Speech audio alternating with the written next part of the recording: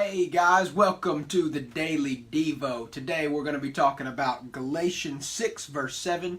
It says this, "Do not be deceived. God cannot be mocked. A man reaps what he sows."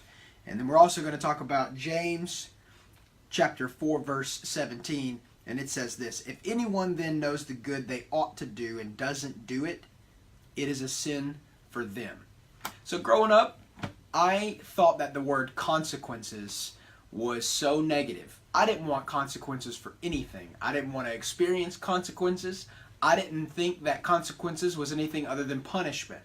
Whatever I do, the consequences is I get a spanking, or I have to have a timeout, or if I get pulled over in my car, the consequences is I get a ticket. And honestly, it wasn't until I got to college that I realized consequences mean something totally different. The word consequences, I've heard it said defined, is the connected sequence of events. Consequences, the connected sequence of events. So that means that we have consequences for everything in life, both good and bad. The longer that you date someone, the connected sequence of events means that you fall in love. And the connected sequence of events or consequences means that you would get engaged and then eventually married. So the connected sequence of events there, or consequences, is that I dated somebody and I eventually got married to them. So that's what we're talking about in Galatians, that we reap what we sow.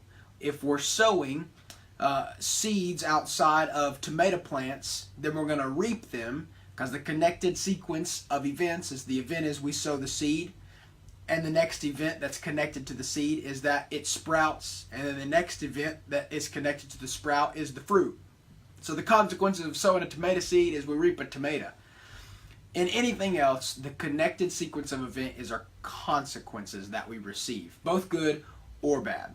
So, reap what you sow, and if you know that you ought to do good and you're not doing it, then the consequences, or the connected sequence of events in that, what James is saying, is sin.